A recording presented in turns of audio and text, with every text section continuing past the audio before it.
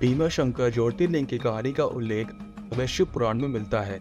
शिव पुराण में इस ज्योतिर्लिंग की स्थापना से संबंधित कहानी के अनुसार कुंभकर्ण के पुत्र, जिसका नाम भीम था, अपने पिता की मृत्यु के रहस्य से अनजान था।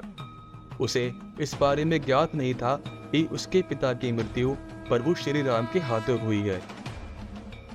इसके पीछे की वजह यह है कि भीम कुंभकर्ण की मृत्यु होने के पश्चात जन्मा था।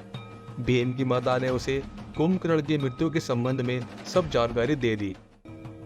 यह सब जानने के बाद उसे श्री राम पर बहुत क्रोध आया और वह उनको मारने के लिए आतुर हो उठा।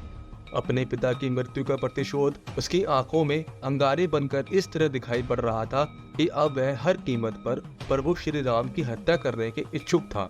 अपने इस राक्षसी उद्देश्य को पूर्ण करने के लिए अब उसने तपस्या करना आरंभ किया। भीम ने वह तपस्या कई वर्षों तक की। भीम की घोर तपस्या से ब्रह्मा जी इतने अधिक प्रसन्न हुए कि उसे विजयी होने का वरदान तक दे डाला।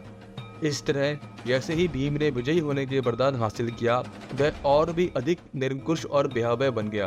अब केवल मनुष्य ही नहीं बल्कि देवलोक के सभी देवतागण उससे भयभीत रहने लगे। भीम जिससे भी युद्ध करता था विजय हासिल जरूर करता था। अपने इस आतंक से राक्षसी भीम ने हर जगह पूजा पाठ बंद करवा दिया। इससे सभी देवतागण और अधिक चिंतित हो उठे। अपनी परेशानी का हल खोजने के लिए अब उन्हें केवल भगवान शिव की शरण दिखाई पड़ रही थी। सभी देवतागण चिंतित हालत में शिव जी के पास पहुंचे और भीम के द्वारा पृथ्वी और देवलोक पर मचाए जा रहे आतंक का सारा हाल सुनाया। भगवान शिव देवतागण की बात सुनकर तुरंत युद्ध के लिए तैयार हो गए।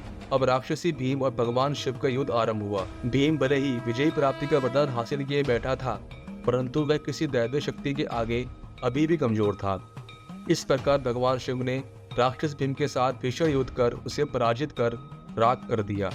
जब भगवान शिव ने भीम पर विजय प्राप्त की तो प्रसन्नता से झूम उठे सभी देवताओं ने उनसे वहीं पर एक शिवलिंग के रूप में स्थापित होने का आग्रह किया। शिव जी ने देवताओं के विनम्र पूर्वक किए गए आग्रह को स्वीकार किया और वे वहीं पर निराकार रूपी ज्योतिर्लिंग में स्थापित हो गए। इसी शिवलिंग को आज भीमाशंकर ज्योतिर्लिंग के नाम से जाना जाता है।